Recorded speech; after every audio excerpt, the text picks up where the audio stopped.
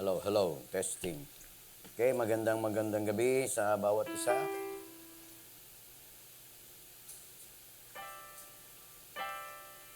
Awit tayo ng isang awitin muna.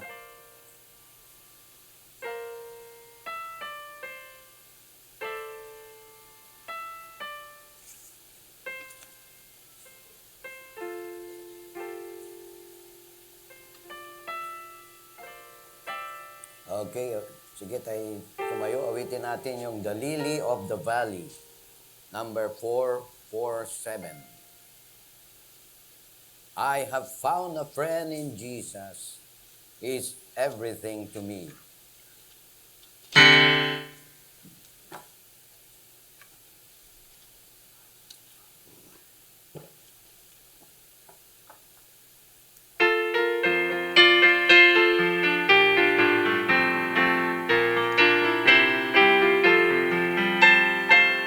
All together in the first stanza now.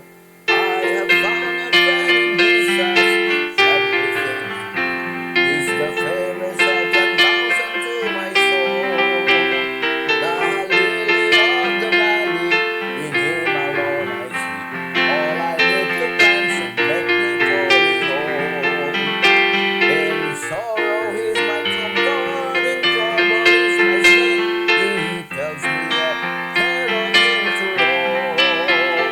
He's the lily of the valley, the bright and morning star. He's the fairest of 1,000 to my soul. In all my grief was taken, and all my sorrows borne. In temptation is my strong and mighty God. I have all for him forsaken, and all my idols torn. All my heart and now he keeps me by his power.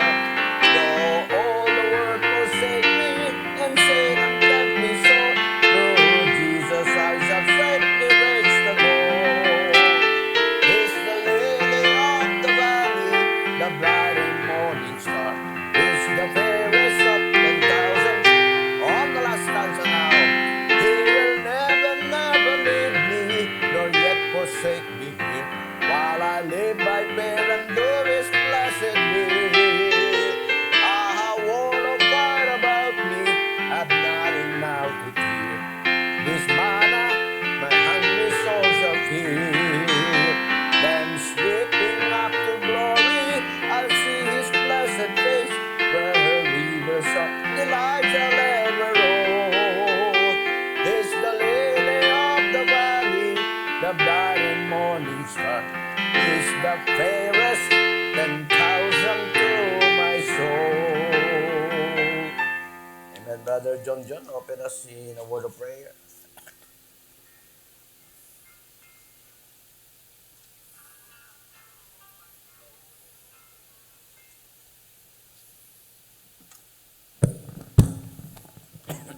Tayo manalangin.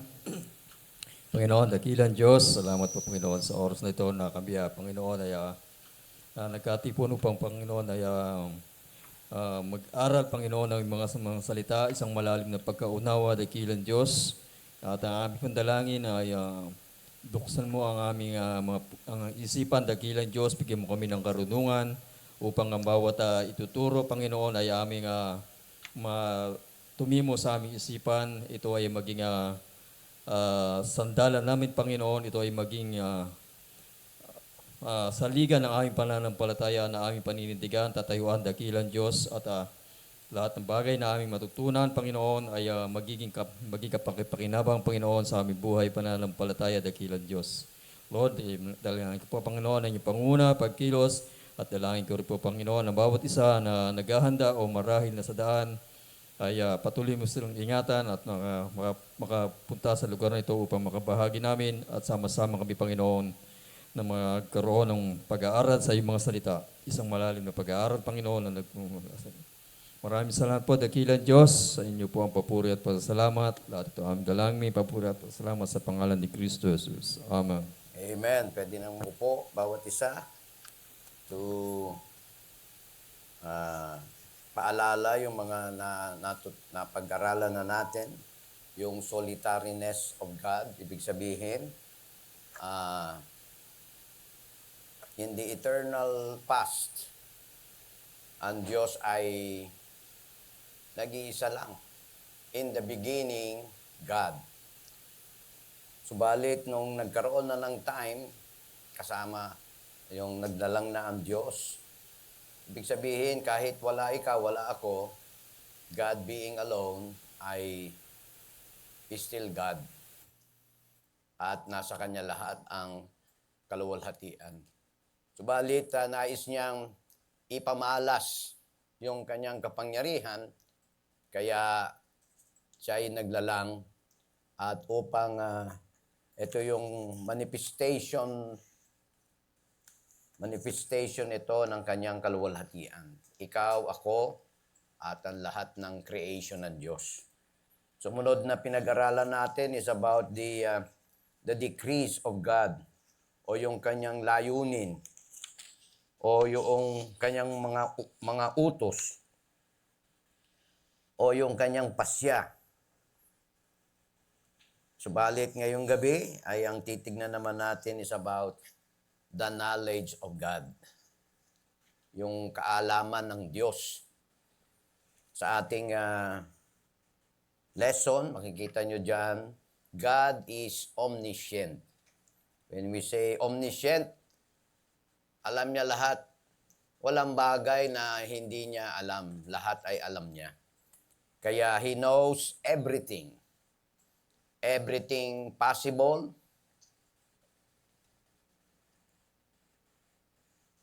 everything actual, all events,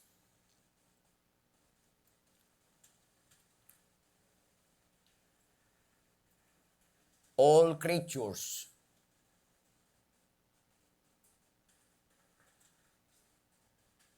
of the past, the present, and the future. Ibig sabihin, lahat ito alam ng Diyos. Kaya walang lingid sa ating Diyos. Lahat ay alam niya. Lahat ng everything possible, actual, lahat ng events, lahat ng kanyang nilalang, alam niya. Kaya yung mga nadidiscovery pa nating mga creatures, lalo na doon sa bottomless, doon sa pinaka malalim na dagat. Hanggang ngayon may mga nadidiscovery bang mga small creatures. Lahat yun ay alam ng Diyos. Yung nakaraan, itong pangkasalukuyan at yung hinaharap, alam ng Diyos yan. He is perfectly acquainted. He is perfectly acquainted with every detail. Dito ka na. Sis, pa na.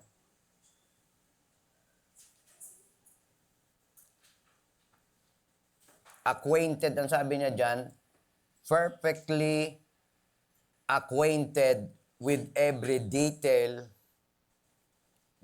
ibig sabihin, bawat detalye, every detail in the life of every being in heaven. Ibig sabihin, lahat ng detalye ng buhay sa sangkalangitan, buhay dito sa mundo, at maging doon sa impyerno.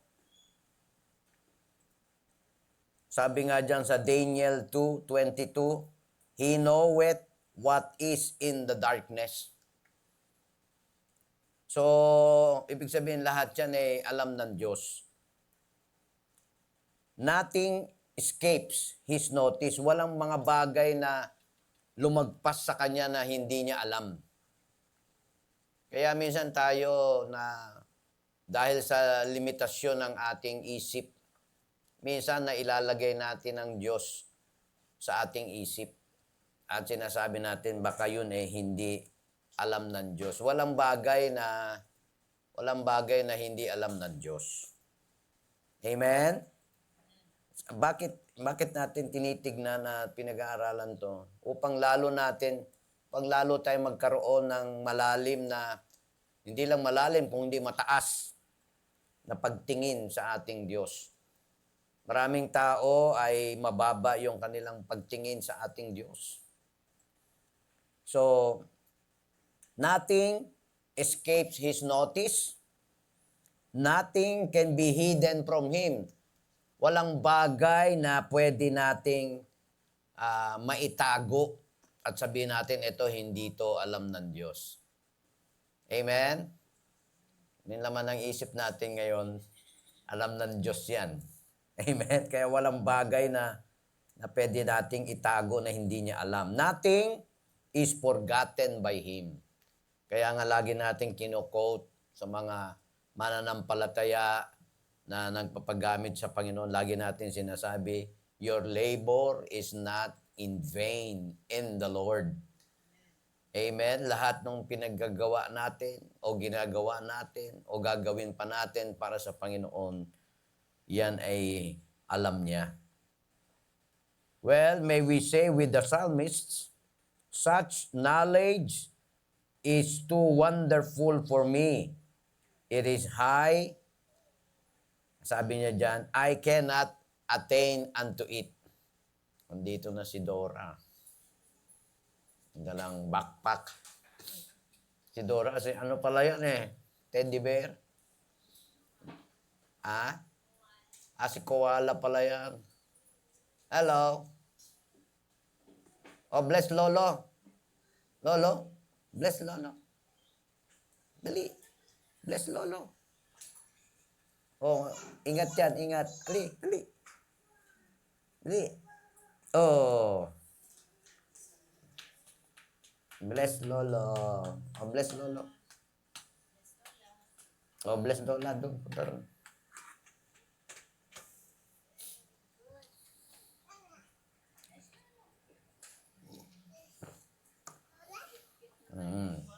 Okay, so, yung mga, mabol, nandyan naman yung mga blanks na, may mga sagot na yan. So, sabi niya dyan, His knowledge is perfect. His knowledge is perfect. And then, He never errs, never changes, never overlooks anything. So, ibig sabihin, walang mga bagay na pwede natin sabihin na baka ito lumagpas sa Kanya. Hindi, walang bagay na lumagpas sa ating Diyos. Lahat yan ay alam niya. Kaya, neither is there any creature that is not manifest in His sight, but all things are naked and opened unto the eyes of Him with whom we have to do. Hebrews 4:13. So such is the God with whom we have to do. Lahat itong ating tinitignan, this is how God presented Himself sa Bible. Kaya hindi tayo nag-speculate kung hindi ano yung nakalagay sa Bible, yun yung ating hinuhukay at inaalam. So, dito sa Psalms 139, verses 2 to 4, pwede natin basahin sabay-sabay. Ready, read. Thou knowest, down sitting, and mine uprising. Thou understandest my thought afar off. Thou compassest my path and my lying down, and are acquainted with all my ways.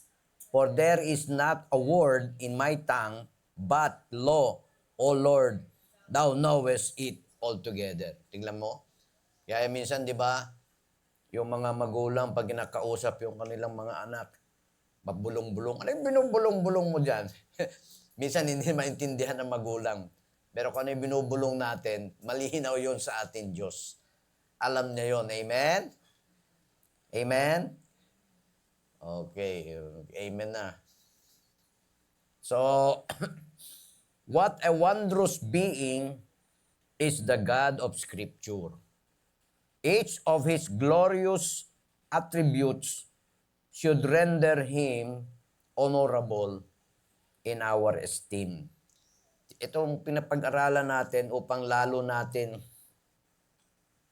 yung tumaas yung ating pagtingin sa ating Diyos. At lalo natin siyang makilala as the Bible present God sa atin. So, in apprehension of His omniscience, we ought to bow in adoration before Him. Yung ating pagsamba, yung ating malalim na pag-ibig, reverence, admiration towards our God, or yung our high regard of our God. So, yet how little do we meditate upon this divine perfection? Is it because the very thought of it fills us with uneasiness? Dahil ba parang, yung iba kasi yung ayaw natin sumagi sa isipan natin. Tignan natin dito sa, meron ako naalala sa Book of Romans, chapter 1. Romans chapter 1.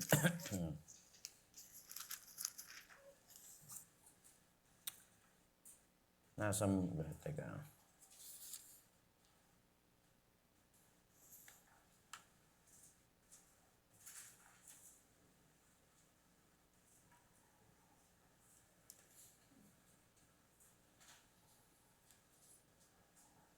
Ito, magkakasama yan dito sa, ayan, sa verse, concluding na itong verse 28 eh. Pero, umpisa natin sa 24 hanggang 28. 24 hanggang, yan, basahin natin. Okay, 24, ready, read.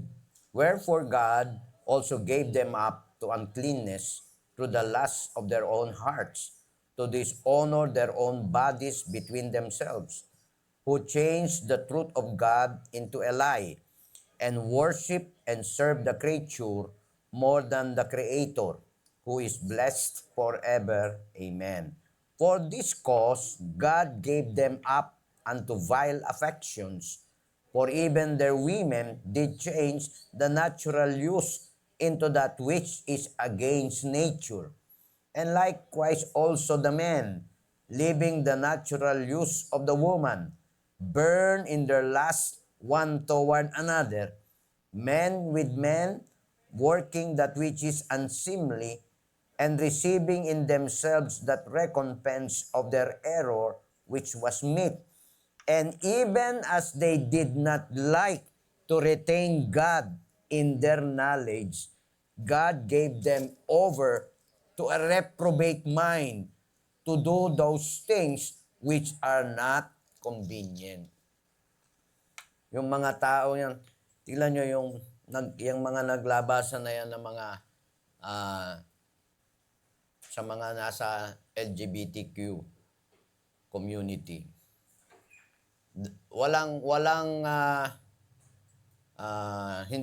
We do not condemn them. It is not us to condemn them, but what the Bible teaches. We love them and we want to share to them the Word of God. So hindi tayo ang nagko-condemn sa kanila, kung ano yung sinasabi ng Diyos sa Bible. Bakit? Kahit kausap mo sila, bakit? Sabi niya, hindi, ganito kami pinanganak ganito na kami. Ayan yung sabi sa 28. They did not like to retain God in their knowledge. Pero kung meron mga pupuntahan dito, we welcome naman natin sila. Kasi ang mahalaga, makapakinig sila ng salita ng Diyos. Sabi sa Bible, judge not, that ye not be judged. Kasi hindi tayo ang judge, ang Diyos ang judge. So, how solemn is this fact? Nothing can be concealed from God. Sabi niya sa Ezekiel 11:5, "For I know the things that come into your mind, every one of them." So walang lumagpas sa Diyos o walang lalagpas sa Diyos. Alam niya lahat 'yon. Amen? So, tignan nyo, may mga examples sa dito mamaya. Neither the darkness of night, the closest curtains, nor the deepest dungeon can hide. Bakit parang lumalalim? Masyadong malalim. Okay, yan parang... Okay, ang sabi niya dyan, neither the darkness of night, the closest curtains, nor the deepest dungeon can hide the sinner from the eyes of omniscience. Kaya wala tayong pwedeng pagtaguan. Saan tayo pumunta, kita tayo ng Diyos. And then, sabi niya dyan the trees of the garden were not able to conceal our first parents. Ano ibig sabihin? Kasi nagtago sila Kahit nagtago sila, Adam and Eve, sa ating Diyos, kita sila ng Diyos. Minsan ng mga kaibigan natin, mga namumulos CP, sabi nila, bakit ganun? Kung kita ng Diyos ang si Adam and Eve, bakit hinahanap niya pa si Adam? Where art thou, Adam? Di ba? Anong sagot natin dyan? Pag sinabing, where art thou, Adam? Ang ibig lang sabihin na, ano nangyari? Kinain nyo, no? Kaya alam ng Diyos ano nangyari at maging mga puno, hindi kaya silang itago. No human eye beheld Cain murder his brother. May nakakita ba na pinatay ni Cain si Abel? Dito nagtatalo pa maraming tao dito. Kung ang anak lang ng Diyos ay anak ni Adam and Eve ay sinabi sa Bible si Cain tsaka si Abel. Una, sino nakakita ng pinatay niya si Abel?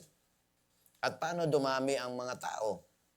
Kung dalawa lang yung sinasabi sa Bible na anak nila. Na-encounter nyo ba yan? Anong sagot nyo dyan? Ano, Brother John? Sumisigaw ang dugo ni Abel. So, yun ang diba? Sabi yun sa Bible, di ba? Pero, paano dumami ang tao kung napatay si Abel, tapos parehas pala silang lalaki? Paano dumami ang mga tao noon? Ikaw, Lily, meron bang nagtanong na sa iyo ng ganyan? Anong sagot mo? Ayun, pwede. Kasi mga binanggit dito, mga prominent na kumbaga sila yung mga bida, yung mga kontrabida, yung mga nasa background lang. So, ano ibig sabihin? Marami silang magkakapatid. Ano, Michael? Pwede bang isipin natin gano'n? Marami silang magkakapatid. Pwede. Kasi matagal na panahon itong sa kanilang panahon At ang sinasabi lang doon, yung lineage na panggagalingan ay nawala na si Abel. Kaya doon pumasok Sino yung pumasok? Ng anak ulit. Si Seth. Tsaka doon na lumabas yung lineage na panggagalingan ng ating Panginoon. So, no human eye beheld Cain murder his brother, but his maker witnessed his crime.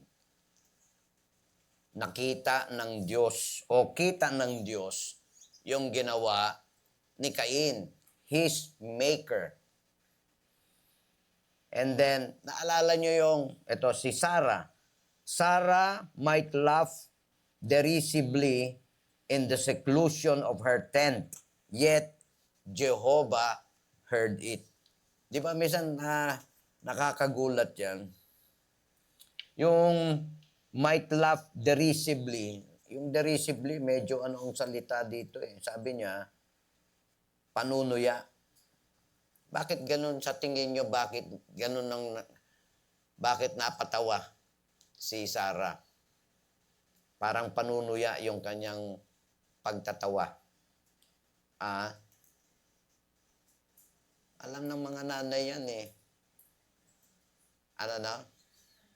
Oh, yung matanda na. Kaya, ano ba naman yan? Kaya napatawa siya eh. Ang anak pa ako. May edad na ako. Alam niya yung kapasidad niya at alam niya kung sino siya. Kaya, Sarah might laugh derisively in the seclusion of her tent, yet Jehovah heard it. Kaya nung sinabi nung mga bisita ni Abraham, sabi kay Abraham, tumawa, bakit tumatawa pa si Sarah? Ibig sabihin parang ay maniwala doon sa pangako ng Diyos. Kasi nga, ang tagal nga nung pangako ng Diyos eh. Parang sinasabi ni Sarah, hindi naman, totoo yan. So yung minsan ganun tayo na we try to limit who God is sa buhay natin. Diba? Siya na nagsabi, with God, nothing shall be impossible. Tama. Ito yung isa sa mensahe ko sa Sunday. Kasi ngayon ay still Women's Month, di ba? Tama, Sister Julian. Sa school, inaano yan eh. Women's Month. Kaya sa Sunday, puro yung mga babae, yung pag-usapan natin, babae sa Bible. So, kasama dyan si Sarah. And then, Achan, capital A-C-H-A-N, Achan stole a wedge of gold and carefully hid it in the earth. But God brought it to light. Di ba na nung itinago ito ni Achan, meron ba nakakita? Wala naman eh. Pero inihayag ito ng Diyos para malaman nila. Kasi nagkaroon ang Diyos ay naggawa ng sitwasyon doon. At they conclude na parang mayroong hindi magandang nangyari. Merong nagtago. At yun ay nahanap nila. Nandun pala sa tent. At ang nakakalungkot dito, siya na nagtago, siya na nagsinungaling, damay ang kanyang lahi. Damay ang buong lahi ni Achan.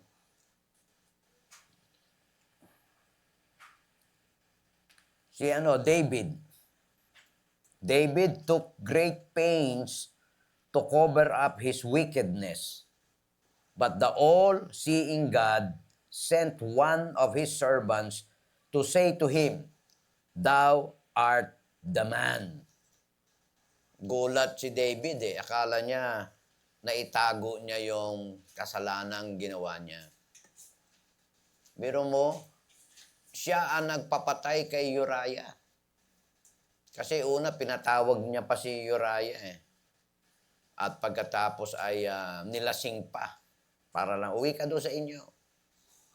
Pero makita yung dignidad at yung paninindigan ni Uriah. Andun yung mga kasamahan ko. Nasa gera, tapos ako magpapapetik-petiks lang sa bahay.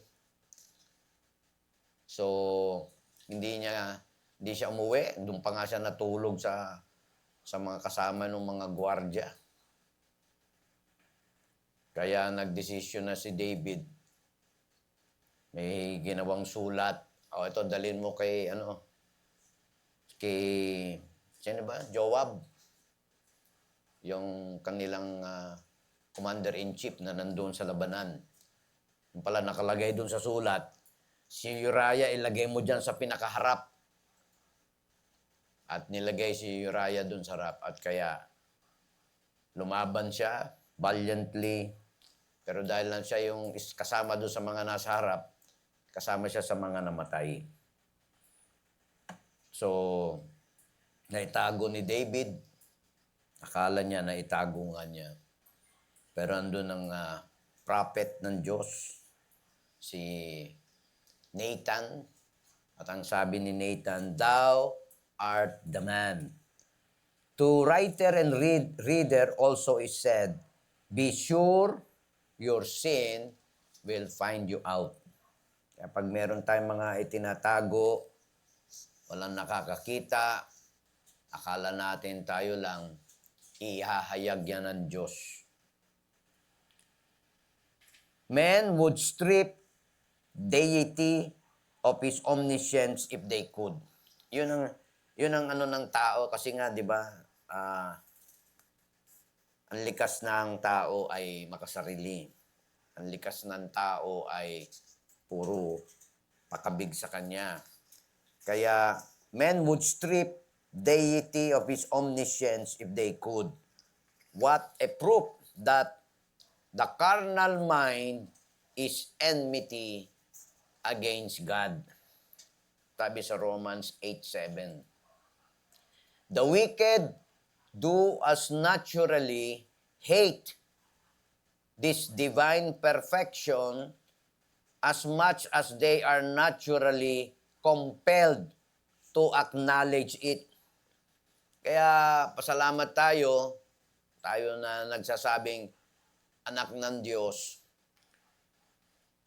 meron na tayong nature ng divine. Hindi lang yung old sinful nature. Kaya yung divine nature na yun na galing sa Diyos, yun nga ang dapat nating binibigyan ng pansin, pinapakain ng salita ng Diyos upang tayo ay may word doon sa Book of Romans yung ano ba yun sabi sa Book of Romans? Yung mortify the deeds. Saan ba banda yan? Romans 7 ba yan? Romans 8:13. Sabi niya dyan, Romans 8:13, "For if ye live after the flesh, ye shall die. But if ye through the Spirit do mortify the deeds of the body, ye shall live." Paano ba mangyari? How do you mortify the deeds of the body? Di palakasin natin yung spirit. Palakasin natin yung divine nature na sa atin ay ito kasing salita ng Diyos, ito yung ginagamit ng Holy Spirit sa atin. Kaya nasasabi natin na, ay, hindi pwede yan. Kasalanan yan. Magagalit ang Diyos niyan. Malulungkot ang Diyos. Hindi yan tama pag ginawa natin. So the wicked do as naturally hate this divine perfection as much as they are naturally compelled to acknowledge it. So they wish, ito yung wish ng mga tao. I hope hindi ito maging wish ng anak ng Diyos. Pero yung hindi pa anak ng Diyos, ito yung wish nila eh. They wish there might be no witness of their sins. Kanina lang meron akong kinounsel na ikakasal. Anak ng Kristiyanong pamilya. At yung babae, she tried to conceal yung ginawa nilang kasalanan. Sabi ko, hindi mo may tatago, 4 na buwan na eh. Pero, ang maganda lang, gusto nilang maayos yung sarili nila sa Panginoon. Kaya, dahil sila ay 25 years old, dito sa ating civil registrar, 25 years old pababa, hanggang 18, ay kailangan ng parents' consent. Ngayon ay nagtataka ako kung bakit ginagawang dahilan lang nung lalaki, yung tatay hindi pa nakapunta. Sabi nung civil registrar, hindi ho natin pwede i-process itong ano nyo. Kailangan both parents ay kailangan silang pumirma ng parental consent doon sa civil registrar. So, hindi pa i-process yung kanilang marriage license dahil hindi pa nakapirma yung tatay ng lalaki.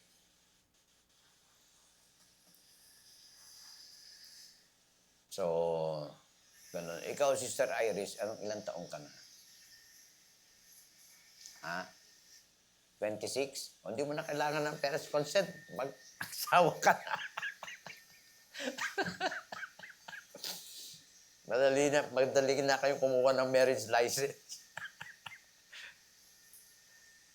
So, hindi pwedeng may tago. Talagang maganda lang noon na repentant yung lalaki at bumalik sa church. Pero member na sa church, naglaylo dahil sa ginawa nila, ayaw na nilang umattend. 4 months na, hindi na 4 months pala, taon na nawala sa church. At kinounsel ko kanina at buti naman nung January, bumalik na sila sa church. At nais na nilang ayusin yung buhay nila sa Panginoon. Okay, so they wish there might be no witness of their sins, no searcher of their hearts. Wala nang sasaliksik ng kanilang puso. No searcher of their hearts. Saan ba nakalagay yan? Ito, meron din siyang rito. Verse, pero, no searcher of their hearts, no judge of their deeds. Ibig sabihin, maski paano nang gawin natin, basta walang hahatol sa atin. Yan ang gusto nila. They seek to banish such a God from their thoughts. Ayun yung binasa natin kanina sa Romans chapter 1 verse 28 na even as they did not like to retain God in their knowledge.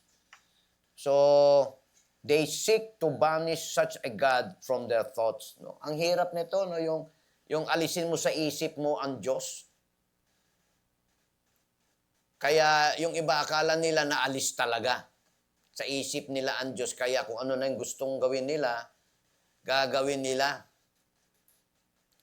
Parang sa tingin nila. Kaya yung mga, ako na, parang naano ko yung mga, alam niyo yung mga atheists, di ba, hindi sila naniniwala na meron Diyos. Hindi sila naniniwala sa Diyos, hindi sila naniniwala na meron Diyos. At marami yan yung mga humanists. Kasi gusto nila sila yun. Anything that they do or whatever, it's their own credit, hindi sa credit ng Diyos. So, gusto nilang alisin ang Diyos sa kanilang isipan. Sabi Hosea 7:2, they consider not in their hearts that I remember all their wickedness. How solemn is Psalms 90 verse 8, good reason has every Christ rejecter for trembling before it. Sabi niya, thou hast set our iniquities before thee, our secret sins in the light of thy countenance.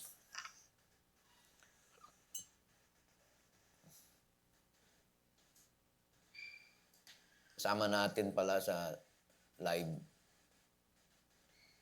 stream, Sister Julie Pearl, si Sarah, Brother Mario, Pastor Joey, si Osani Arico. Sa'yo nasa Japan, no?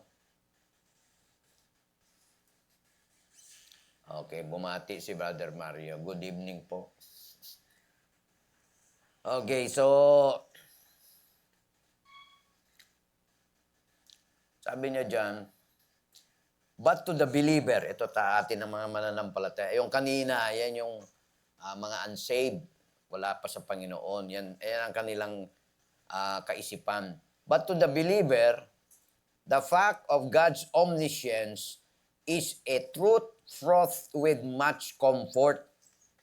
In times of perplexity, he says with Job, kay Job, sa Job 23:10, but he knoweth the way that I take. Ano yung nangyayari sa'yo? Nangyayari sa atin? Alam niya ng Diyos. Amen?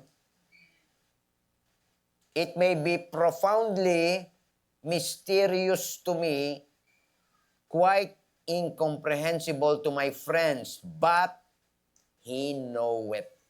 Alam niya. So, in times of weariness and weakness, believers assure themselves, He knoweth our frame, He remembereth that we are dust, sabi sa Psalms 103:14. So, in times of doubt and suspicion, they appeal to this very attribute, saying, sabay-sabay natin basahin, ready, read, search me, O God, and know my heart. Try me, and know my thoughts, and see if there be any wicked way in me, and lead me in the way of everlasting. This is an attitude. Ito dapat yung ating attitude sa bawat isa. Saliksikin mo ako, O Diyos, at alamin mo ang aking puso. Actually, alam na naman lahat ito ng Diyos eh.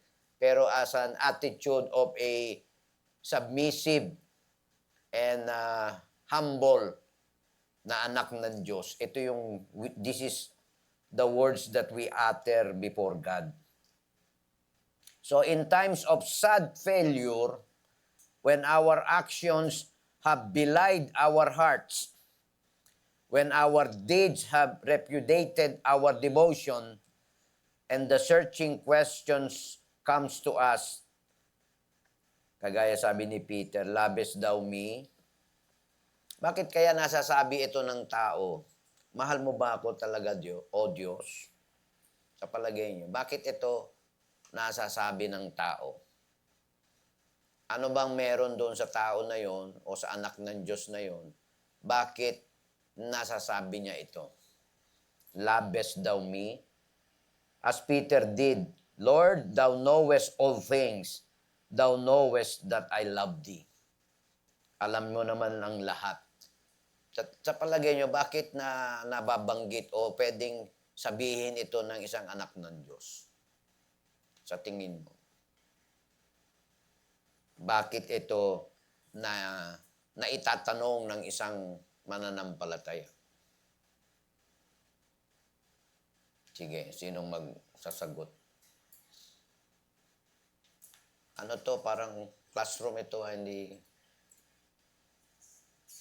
Sa palagay mo, Brother Michael? Bakit naitatanong? Bakit pwedeng sumagi sa atin ito at ito itanungin natin eh? Mahal mo ba ako talaga, Panginoon?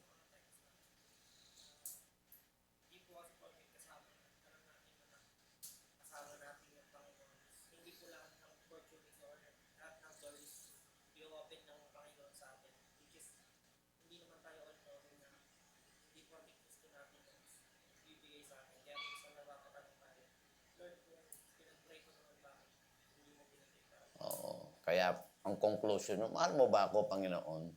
Di ba? Yun. Kung hindi man nasagot yun ng Diyos na yung ni-request mo, ay merong pwedeng sagot. Pwede natin sabihin na baka maikasama ko pa yun. O kaya naman, hindi pa ngayon. Diba? Pero sumasagot ang Diyos. O kaya naman sabihin niya, hindi. Kasi baka saan ka mapunta niyan. Yun naman yung assurance na nilalagay natin sa ating isip na pwedeng sagot ng Diyos. Pero itong tanong na labes daw me, minsan na sa mga mananampalatayang parang ginagawa ko naman lahat, Panginoon eh. Tapos napakasimpleng bagay hindi mo maibigay sa akin. Mahal mo ba ako talaga? Diba? Sa mag-asawa na minsan ba kayo ganyan, mahal mo ba ako talaga?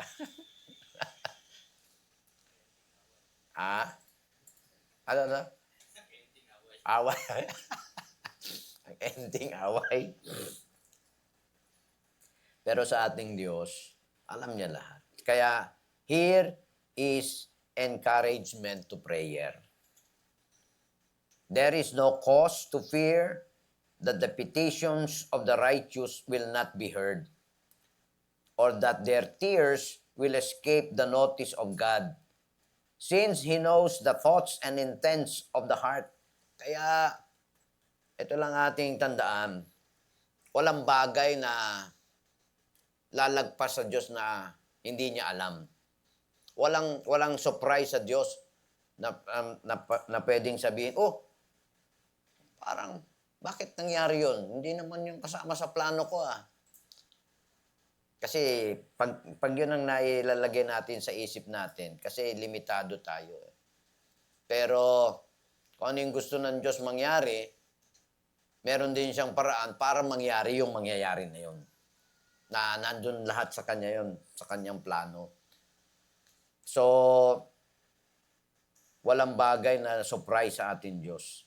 There is no cause to fear that the petitions, walang dahilan para tayo matakot na yung ating petition ay hindi narinig. Narinig yun ng Diyos. Amen? So, or that yung umiiyak tayo na hindi napansin ng Diyos, alam ng Diyos yung merong nga sabi dun sa Book of Psalms ba yan? Yung may parang battle ng mga luha nakalagay doon. Ibig sabihin alam ng Diyos yung maging yung mga iyak natin. Since He knows the thoughts and intents of the heart, there is no danger of the individual saint being overlooked. Overlooked amidst the multitude of supplicants who hourly present their petitions, for an infinite mind is as capable of paying the same attention to millions or even billions as if only one were seeking its attention. Diba, ilang bilyon na tayo, diba, sa mundong ito? Lahat ng tumatawag sa Diyos, lahat yun ay hindi lang rinig ng Diyos. Alam niya yon individually. Kung si Michael yung tumawag, si Julia yung tumawag, o yung anak niya na nandun sa Amerika, nandun sa Poland, sila Sarah, nandun sa Poland, alam ng Diyos yun. Amen? Kahit magsabay-sabay pang tumawag ang tao, rinig ng Diyos at alam niya kung sino yun. Meron mo, no? Ganun ang isip ng Diyos. Ang hirap, ang tawag ito, ang hirap ilagay sa ating isip. So, two, the lack of appropriate language, the inability to give expression to the deepest longing of the soul will not jeopardize our prayers. For, sabi ng Isaiah 65:24, it shall come to pass that before they call, I will answer. And while they are yet speaking, I will hear. Pero mo, saan ka na? Ando, sumagot na ang Panginoon. Patawag ka pa lang, may sagot na ang Panginoon. Nagsasalita ka pa lang, sabi niya, while you are yet speaking, I will hear. Imagine niyo sabay-sabay ang mga anak ng Diyos nagpe-pray. Sabay-sabay yun, naririnig ng Diyos. Sabay-sabay yun, alam ng Diyos. So, great is our Lord and of great power. His understanding is infinite. God knows whatsoever has happened in the past in every part of His vast domains. Ano man yung nangyari noon, kaya nga, di ba, ang tingin, ito description nating tao na ang tingin ng Diyos, kita niya yung past, present, tsaka future. Sa isang tingin lang. Ganun natin na di-describe. Pero, pwedeng hindi lang ganun. Mas malalim pa doon. Kaya nga, whatever had happened in the past, in every part of His vast domain, and He is thoroughly acquainted with everything that now transpires throughout the entire universe.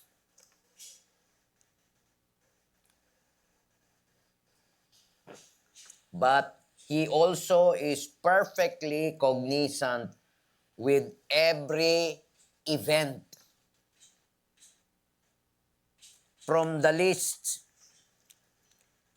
to the greatest. From the least to the greatest. Yung least hindi bababa sa o kaya greatest yung pinakadakila. Di bababa sa ganito hanggang doon sa taas.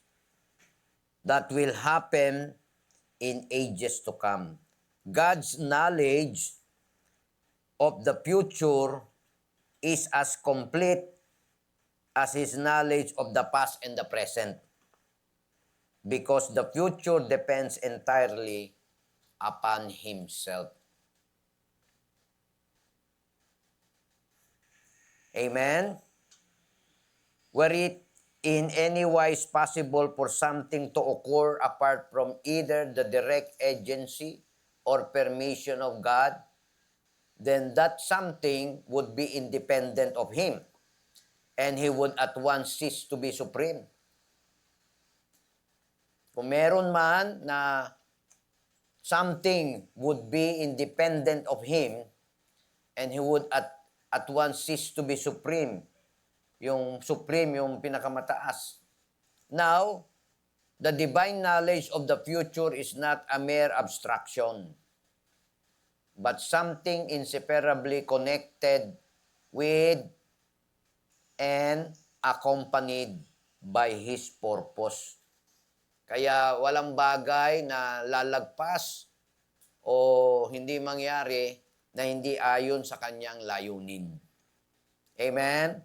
Kasi pag meron mang mga bagay na wala o lagpas o mangyayari pa lang na wala sa Kanyang layunin, ibig sabihin nun, mahina yung Diyos. Kasi merong ganun nangyari. Pero hindi ganun ang ating Diyos.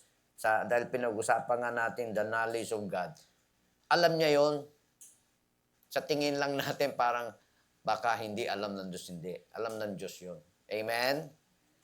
So, God designed whatsoever shall yet be. And what He has designed must be effected. As His most sure word affirms, ang sabi sa Daniel 4:35, basahin nga natin, ready read.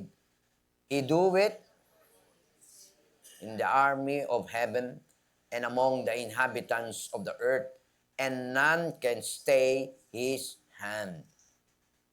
Sabi sa Proverbs 19:21, there are many devices in a man's heart. Nevertheless, the counsel of the Lord, that shall stand. So, ang ibig sabihin, the wisdom and power of God being alike, infinite.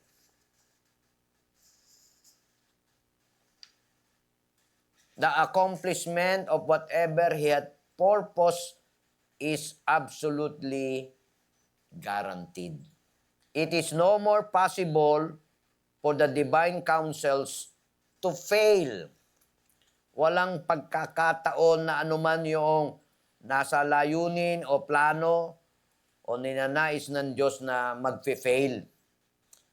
To fail in their execution, than it would be for the thrice holy God to lie. Di ba ang sabi nung talata, saan ba yan? Timothy ba yan? For it is impossible for God to lie. Saan yan? 2 Timothy ba yan?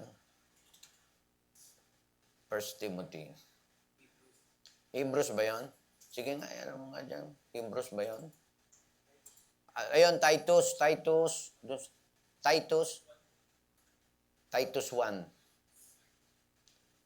Sige, dun sa Titus, ano mo. Yung mismong words niya yun impossible for God to lie. Ayun din, ayun. I hope eternal life, which God that cannot lie, promised before the world began. Tama rin yun sa Hebrews. Ano yun nasa Hebrews? Hebrews 6:18, that by two immutable things, in which it was impossible for God to lie, we might have a strong consolation who have fled for refuge to lay hold upon the hope set before us. Isang bagay na, kaya ito lagi itong, minsan narinig ko itong ginagamit ito ng dating daan. By the way, hindi na sila dating daan. Ang pangalan na nila yung MCGC ba yan? MCGI? Yun. Wala na yung dating daan. Hindi ko alam kung ginagamit pa rin nila itong argument nila. Yung isang bagay na naniwala ka ba na ang Diyos ay makapangyarihan sa lahat? Tapos ipapasok nila yon. Kung may pakita ko sa iyo, merong bagay na hindi kayang gawin ng Diyos. Pag bata ka pa o mababaw ka pang Kristiyano, magugulat ka Pababasa sa iyo, eto, isang bagay na hindi kayang gawin ng Diyos, magsinungaling. So, pag hindi natin alam, tayo ay masusway. Okay, so, nasaan ba tayo? Ayan. Nothing relating to the future is uncertain. Walang bagay o yung ibig sabihin sa future, wala na hindi sigurado. Sigurado. Nothing relating to the future is uncertain so far as the actualization of God's counsels are concerned. None of His decrees o mga utos niya, none of His decrees are left contingent either upon creatures or secondary causes. There is no future event which is only a mere possibility. That is something which may or may not come to pass. Hindi ganon sa utos o sa future na sinasabi ng Diyos. Sabi dito, may or may not come to pass. So known, sabi sa Acts 15:18, known unto God are all His works from the beginning. Amen? Alam na ng Diyos yan. Alam niya lahat. Even, sabi dyan, from the beginning. So whatever God has decreed o inutos o ninais o yung kanyang purpose is exorably certain. Ano ba ibig sabihin ng exorably? Inexorably. Mali pang pronunciation Inexorably. Ano ba ibig sabihin? Hindi maiiwasan. A process that cannot be stopped, cannot be changed, or halted. So, hindi mapipigil na pagbabago. So, whatever God has decreed is inexorably certain, for He is without variableness or shadow of turning. So therefore, we are told at the very beginning of that book which unveils to us so much of the future. Sabi sa Revelation 1:1, things which must shortly come to pass. So the perfect knowledge of God is exemplified and illustrated in every prophecy recorded in His Word. Kaya pag meron tayong nais alamin tungkol sa Diyos, dito tayo pupunta sa Bible. At nakalagay naman sa Bible, kung merong sabi doon, secret things that belongs to God. Pero yung nireveal niya rito, yun yung ating tignan at sundin. Amen? Kaya itong mga kino-quote natin, ito lahat ay sa Bible. So in the Old Testament, scores of predictions concerning the history of Israel were fulfilled in their minutest detail, centuries after they were made. Meron ako nakita kanina. Yung Isaiah ba o Jeremiah? It talks about Elam. Alam niyo yung sino yung Elam? Elam is the modern Iran.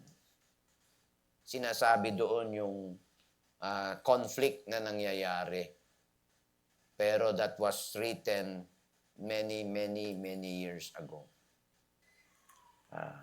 Hindi ko muna masyadong pinansin, pero sinasabi niya na yung Strait of Hormuz ay hindi pa yun sinasabi doon sa Bible, pero yun yung pinag-uusapan tungkol doon. Meron pa ako isang nakita sa Facebook. Sabi niya, sana si Digong pa rin yung presidente natin kasi kaibigan niya yung China Kasi doon sa Strait of Hormuz, ang pwede lang dumaan doon yung mga alay ng mga kaibigan ng Iran. Pagkalaban ng Iran, hindi pwedeng dumaan doon. Pero nakita ko rin doon na ang ating palang dependency doon, 20% lang nung nanggagaling doon sa lugar na yon. Meron pa tayong ibang pinagkukunan ng langis. Kaya, ewan ko pa talagang pataas na yung gas. Nagpakarga na kayo, Ruth? Magkano yung pakarga nyo ngayon? Tinitipid nyo yung takbo nyo? Tinitipid nyo yung biyahe nyo? Sa'yo, brother Kokoy, ano ba yung gas o unleaded? Diesel, naku, lalong. Anong huling karga mo? Magkano? Mahal ng Shell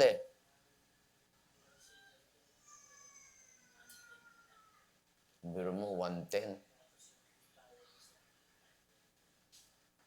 So, sa isang kargahan, kung full tank, magkano yun? 5K? Pambihira. Pero ilang naman yun? Ilang linggo? Ay, bagay sa'yo, iba-ibang biyahe mo, malalayo Biro mo, 8,000. Grabe, no?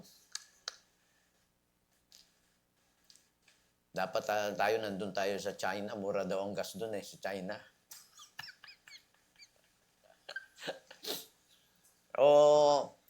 Ito nangyayari sa atin, pinapagrabe lang nila o talagang grabe talaga na? Sa tingin nyo?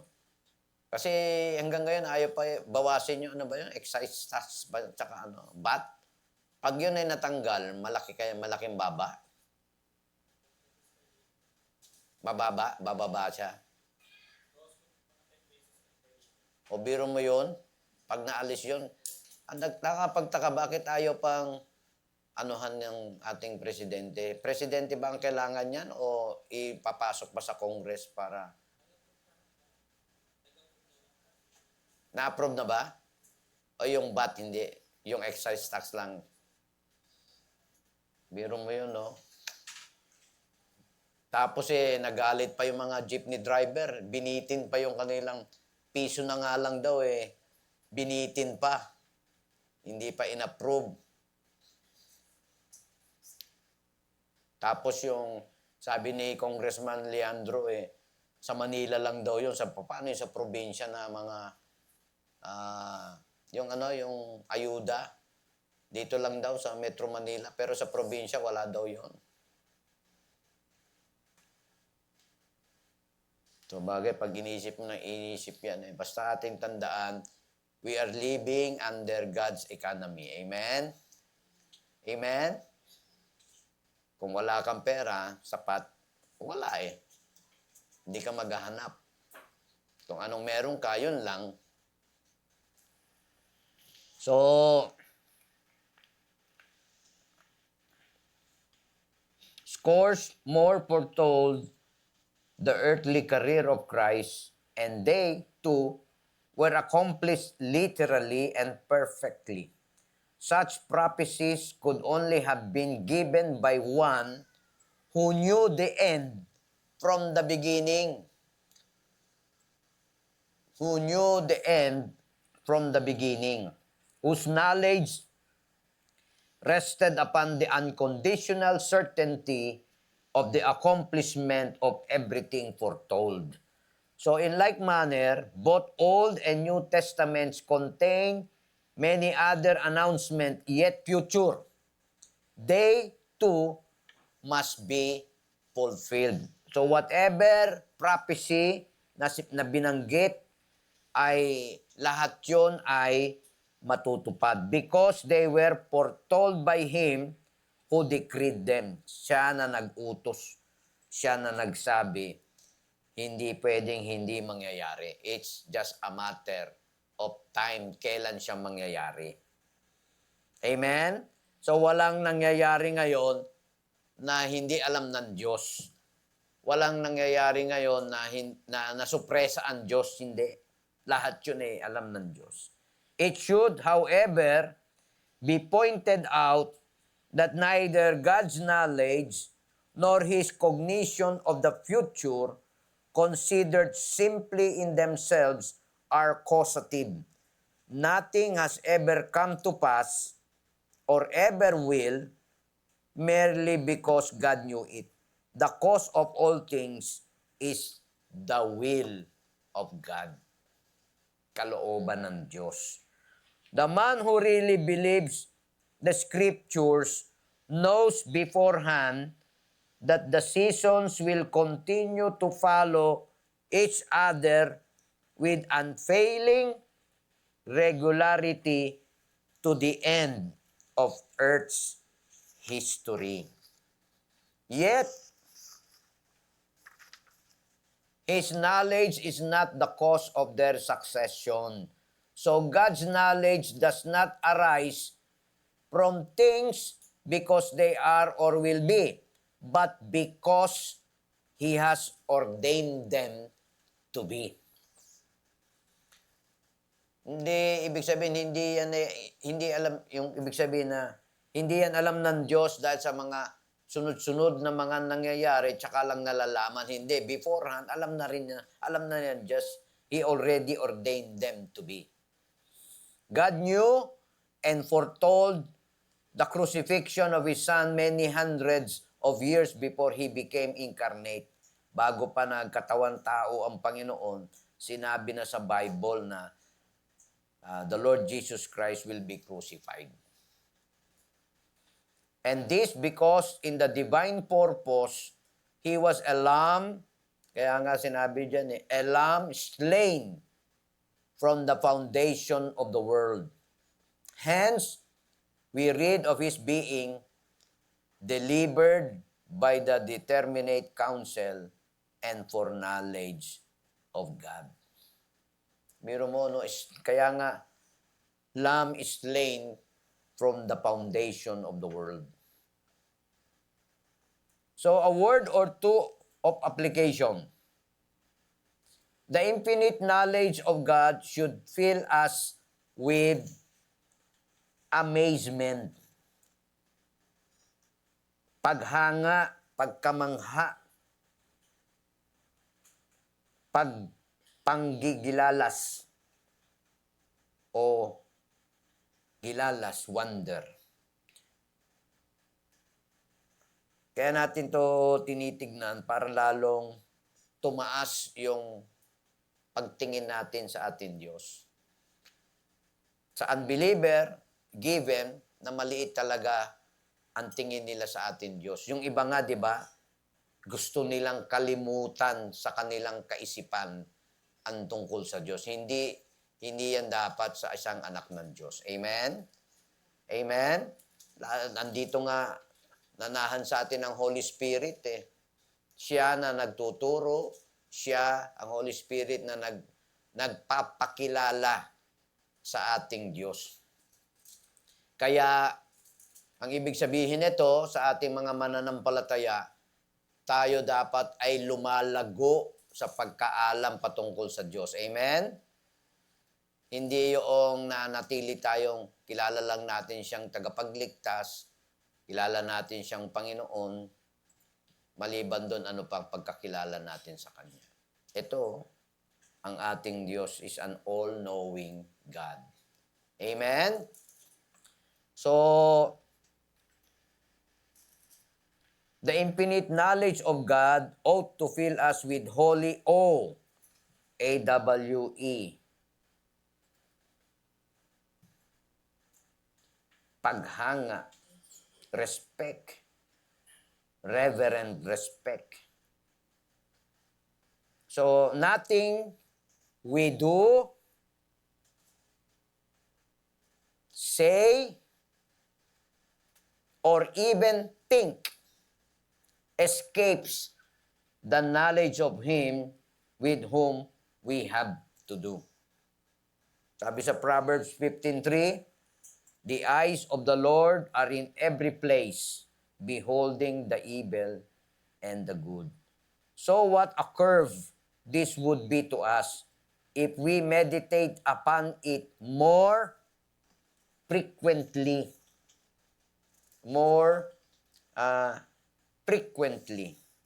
Madalas. Instead of acting recklessly, we should say, gaya sabi ni Hagar, "Thou, God, seest me." The apprehension of God's infinite knowledge should fill the Christian with adoration sa ating pagsamba. The whole of my life stood open to His view from the beginning. He foresaw my every fall, my every sin, my every backsliding, yet He fixed His heart upon me. Oh, how the realization of this should bow me in wonder and worship before Him.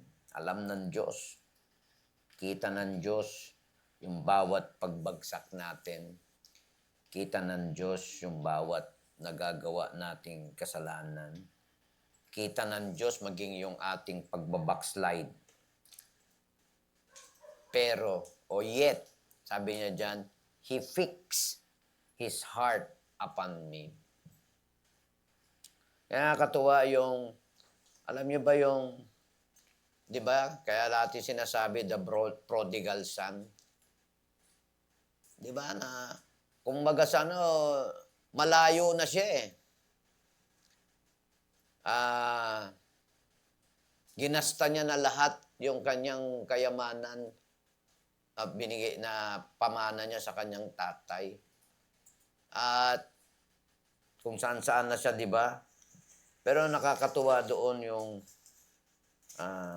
Ano yung sabi niya doon? Sabi niya sa Book of Luke ba yan? When he came to his mind ba yan? When he came to his mind. Tama ba? Luke ba yan? Yung sa prodigal son? Saan?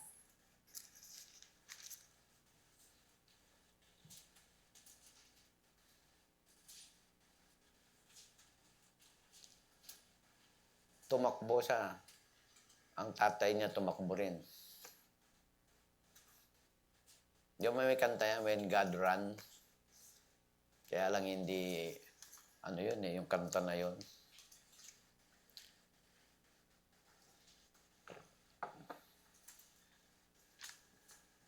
Doon sa may fatted calf ba yun? Sa taas ng mga... Ayun, when he came to himself. Saan yan? Ayun, Luke 15:17.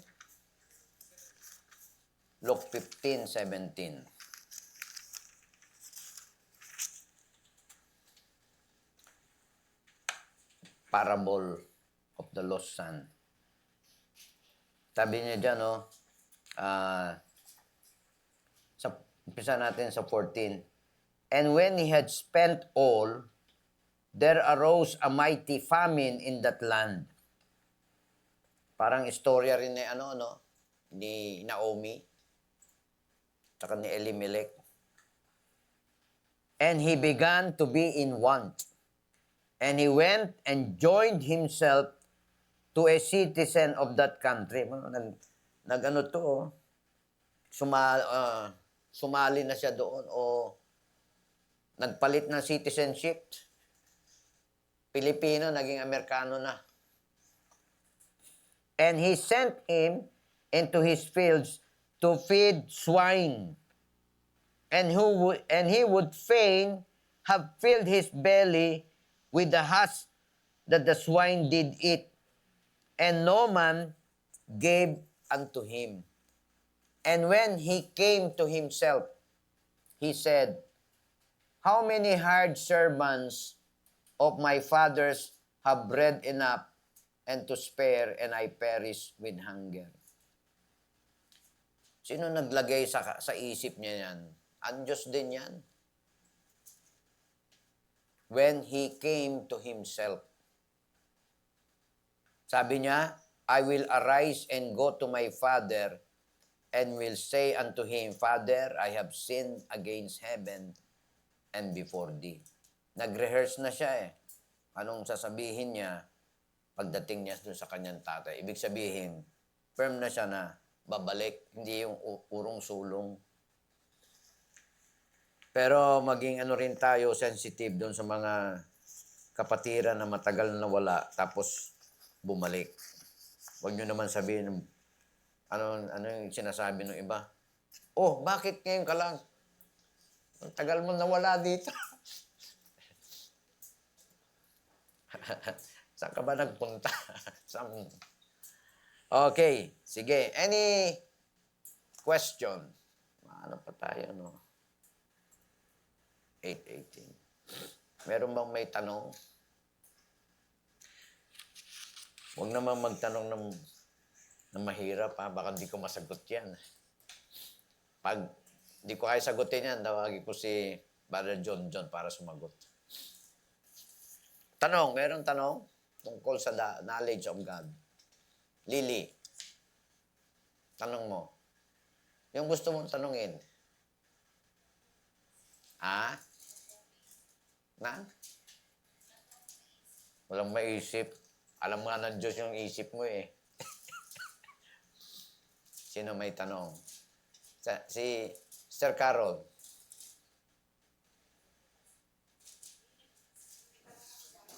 Okay.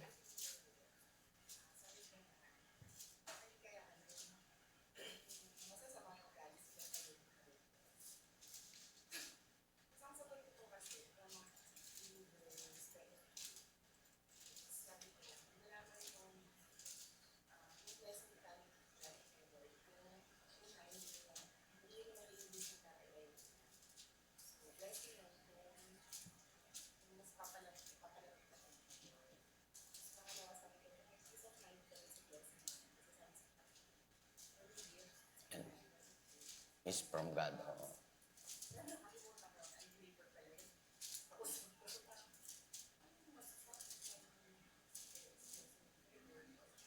Mm.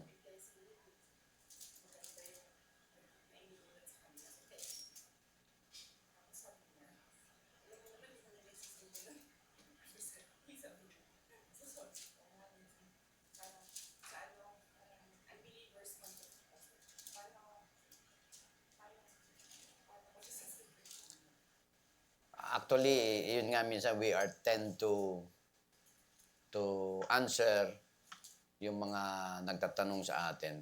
Pero dapat talaga nating unang iniisip, sino ba tong kausap kong ito? At ano yung magandang mas lalapat na... Kasi merong mga unsafe, kiniklaim din yung ano natin eh. Meron nga akong narinig, sabi niya, with God, nothing shall be impossible. Hindi na lakas niya sabihin yun. Pero unsafe yun. So, ano, Brother Gideon, anong sa tingin mo pwedeng...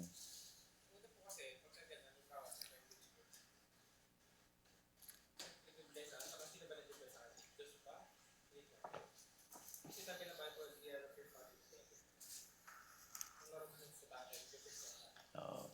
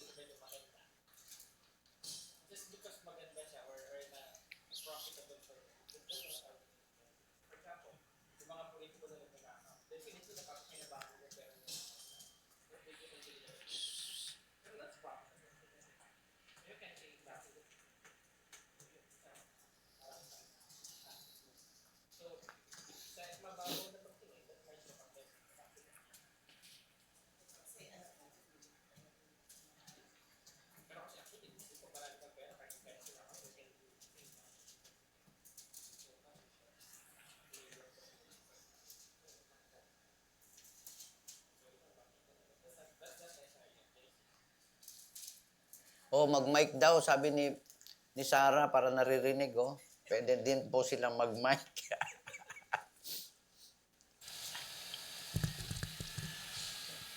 Ang ano natin dyan, basta lalo na kung unsafe talaga, maingat tayong sumagot. Hindi, kagaya nung, pwede ba natin sabihin eh, kaya ka pinagpapala kasi yung Diyos mo, pinagpapala ka, yung Diyos mo, the God of this world.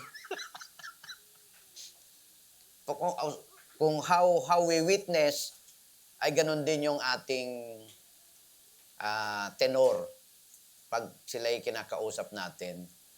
Always have a big consideration yung kanilang kalagayan na wala pa sa Panginoon. Kasi baka tayo mismo ay magbigay ng false hope sa kanila eh. Which is, meron palang dapat unang ayusin sa kanila yung kanilang relasyon sa Diyos. Kung maaari, actually, pwede natin ngayon i-divert natin lagi doon sa sino ba tayo sa harap ng Diyos. Minsan ganyan ang ano eh, na minsan natatali tayo kagaya sa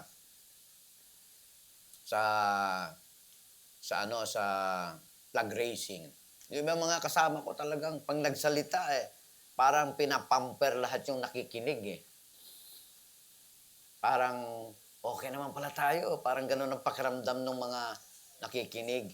Pag ako nagsalita doon talagang minsan pagbaba ko doon sa podium eh, mga nakatingin sa akin na hindi maganda. Kagaya nung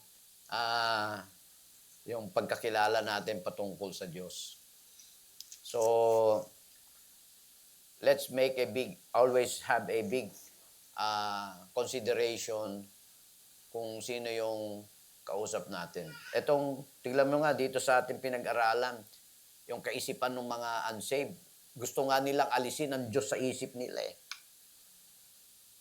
Kaya tayo naman dapat ilagay natin sa isip natin, ilagay natin sa isip nila, sino yung Diyos? Ano ang pwede rin medyo anong konti, ano ba yung mission talaga ng Panginoong Hesus dito sa lupa? Eh Diyos na siya, bakit nagkatawan tao pa?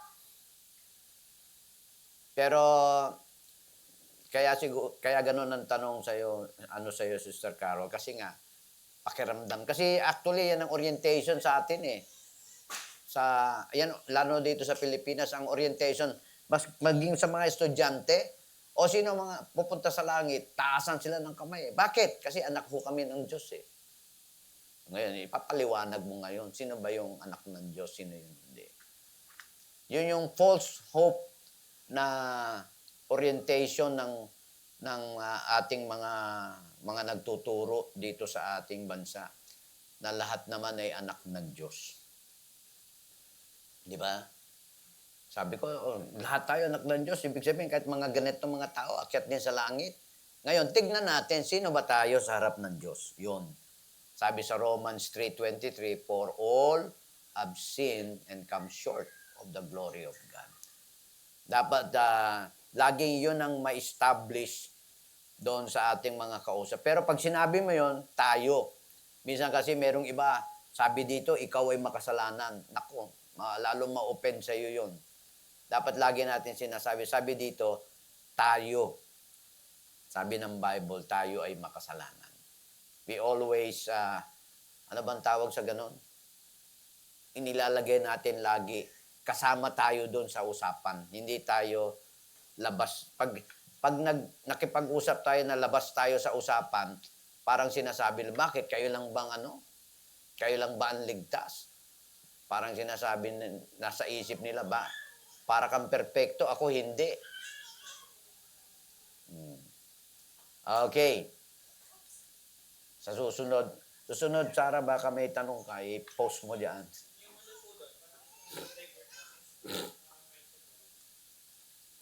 Ano mga...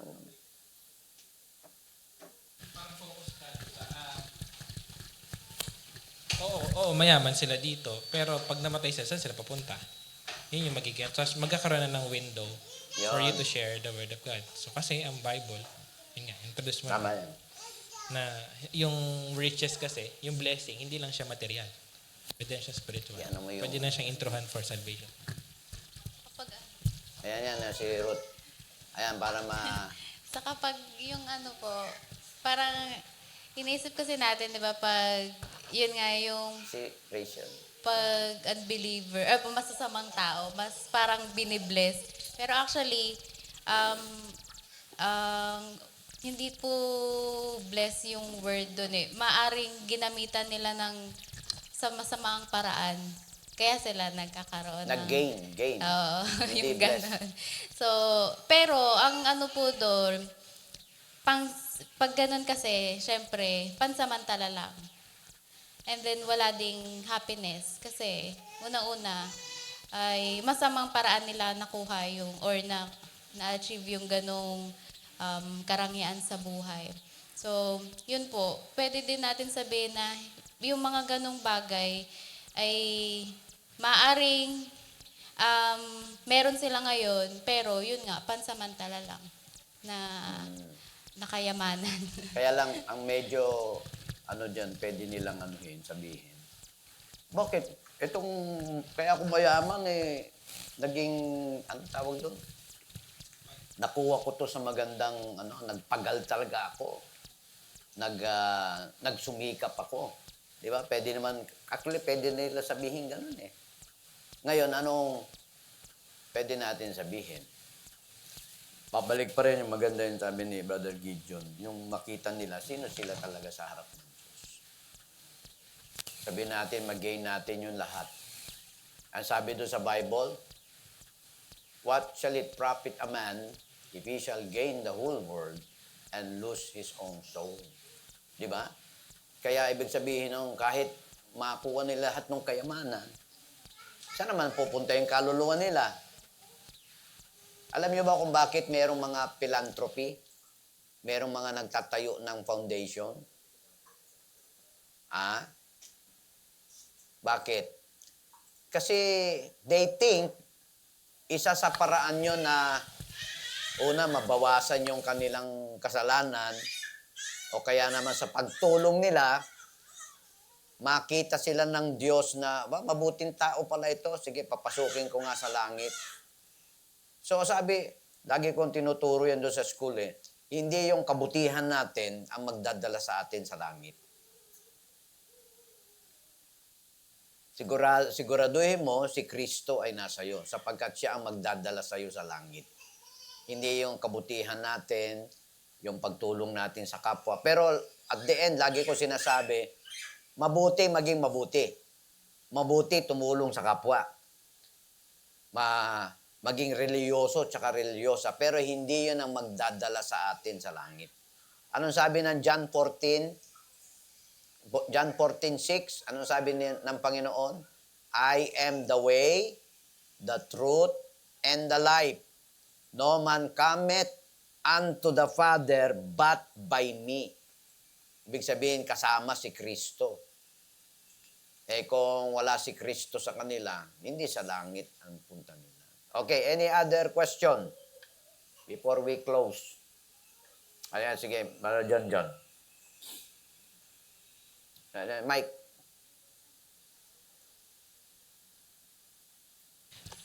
Ito pa, sir, lahat naman kasi, pag nagbabasa talaga ng Bible, maraming mga madadaanan tayong question.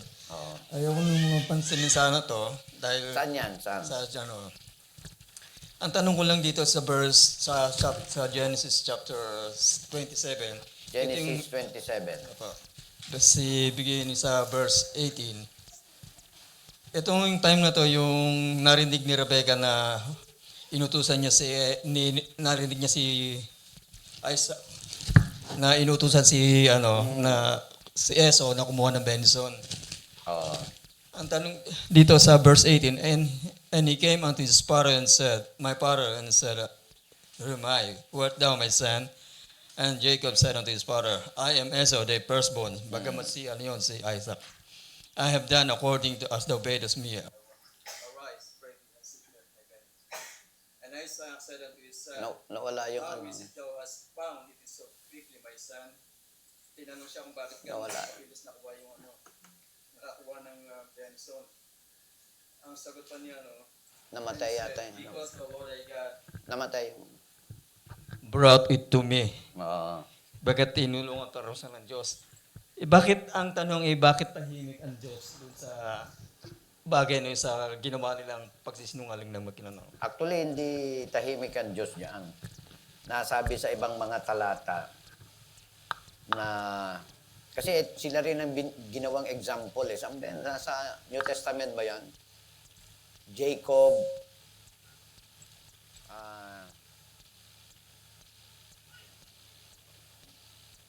yung verse na nagsasabi na bakit kumiling ang Diyos kay Jacob at hindi si Esau. Sama yan, sa verse na yan.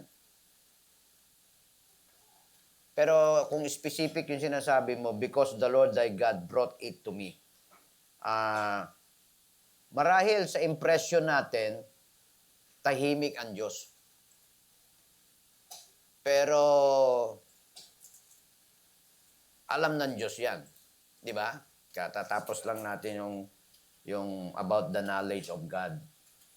Kaya lang, yun nga kasi sa ating limitadong kaisipan, iniisip natin na bakit parang pinalagpas ito ng Diyos at hindi naging tahimik ang Diyos. Ano sa tingin nyo? Tahimik ba talaga ang Diyos dito?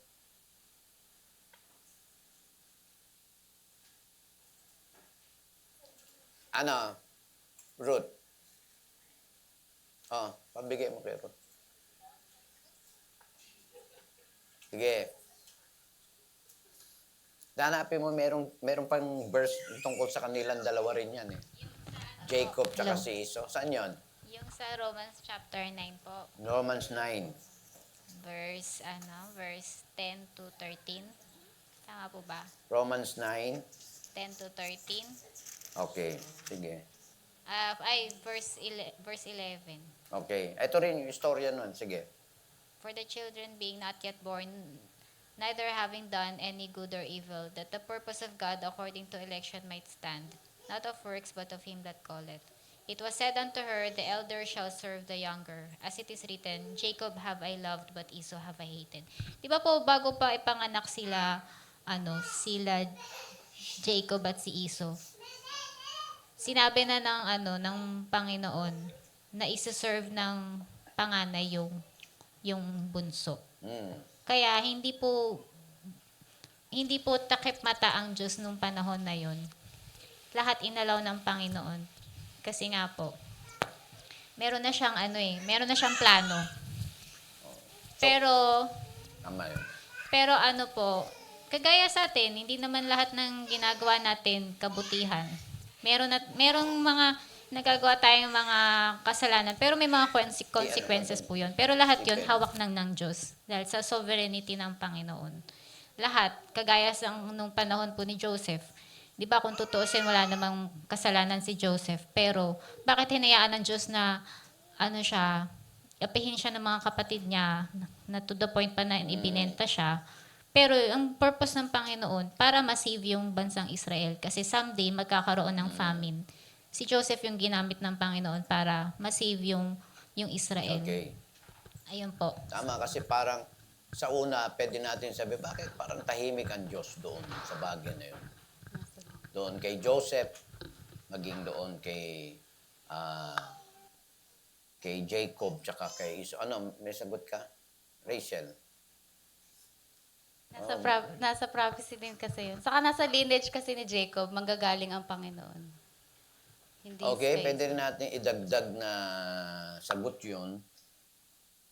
Pero dito sa 11, for the children being not yet born, neither having done any good or evil, that the purpose of God according to election might stand, not of works, but of him that calleth. So, gaya sa ating pinag-aralan about the knowledge of God, wala naman lingid sa Diyos. So, ibig sabihin, hindi natin pwedeng sabihin, bakit tahimik ang Diyos doon? Kasi when it comes to the knowledge of God, lahat alam niya eh. Baka ang atin lang hinahanap, talata para magsabi na hindi tahimik ang Diyos sa bagay na nangyaring yun. Baka yun ang inaano mo, Brother John. Talata na nagsasabi na hindi tahimik ang Diyos sa pangyayaring yun. Kasi ginamit ang pangalan ng Diyos eh. Because, ano sabi doon? God ay alam din ng Diyos. Yun ba yun? So, dito papasok na pwede tayong mag-conclude sa anumang mga bagay. Pero still, yung decrees of God, yung utos o yung purpose o yung layunin ng Diyos, yun yung mangyari. So, pinahintulutan niyang mangyari yon kasi ano pa yung nangyari doon na meron pa isang pangyayari, di ba?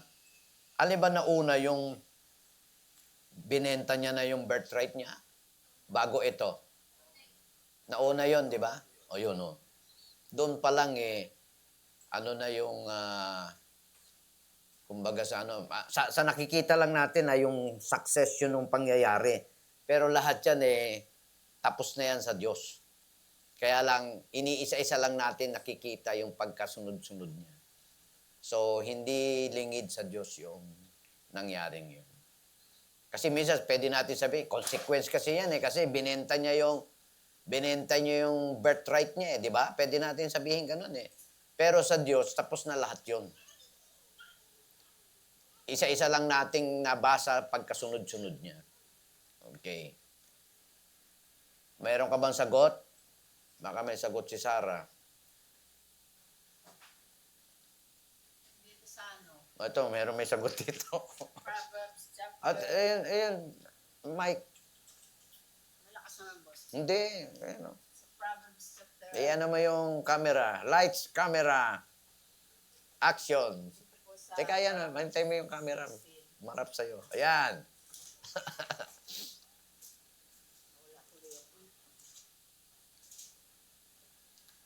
Saan?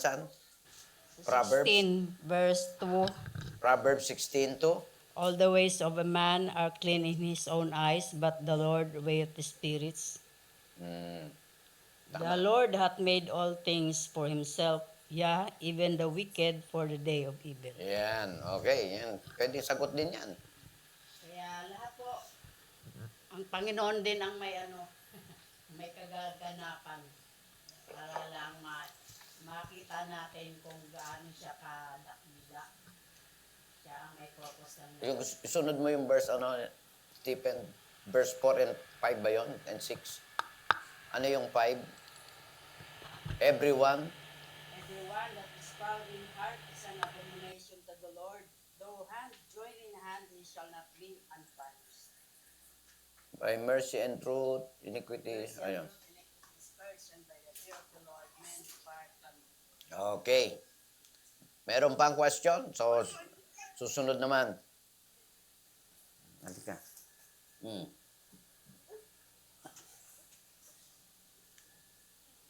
Sa next Friday, tungkol naman sa foreknowledge of God. Ngayon, tinakel natin yung, ito, may sagot si Ray. Sabi ni Ray, yung ginawa ni Jacob, pandaraya, ay bumalik din sa kanya. Dahil noong kinasal siya, dapat kay Rachel, ay si Leah ang binigay ng kanyang biyanan na si Laban. Diba? Pwede rin yung sagot ng Diyos sa kanya. Mandaraya kasi. Di maranasan mo rin yung pandaraya sa'yo. Thank you, Brother Ray. Diba? Isa sa naging pwede nating sabihin sa tingin natin, consequence ng ginawa niya. Diba? Oh, yun. Kasi yun din yung pinakita ng Diyos sa atin eh. Ano? Tama ba? Meron kang gustong sabihin bago tayo mag-close? Anong gustong sabihin? Anong gusto mo sabihin? Amen. Sige. Dito. Sa mic. Amen. Amen. Dali, ito. Dito. Oh, sige. Sabi mo. Amen. Amen. Oh, pray na tayo. Sige, tayo mag-pray. Tayo mag-pray tayo. Dakilang Diyos, maraming salamat sa mga bagay na itinuturo niyo po sa amin patungkol po sa inyo. Patuloy po kayo magturo, magbigay ng mga bagay na kailangan namin, O Diyos, para lalo namin ma-appreciate ang inyong kadakilaan sa aming buhay, Panginoon. Yung inyong pagka-Diyos at lalong magkaroon kami ng mataas na pagtingin patungkol sa inyo, Panginoon. Ingatan yung mga anak niyong uuwi, gabayan at bawat isa, ingatan hanggang makarating sa kanilang mga tahanan. Sa iyo, O Diyos, lahat ang papuri sa pangalan po ng aming Panginoon at tagapagligtas, si Kristo Jesus. Amen. Amen. God bless you. Nagpipray din. Amen. Nagpray na. Tapos na tayo. Amen. Amen. Takas. Amen. Yung ating mga kasama sa live stream, maraming salamat. God bless you. See you tomorrow sa ating prayer meeting.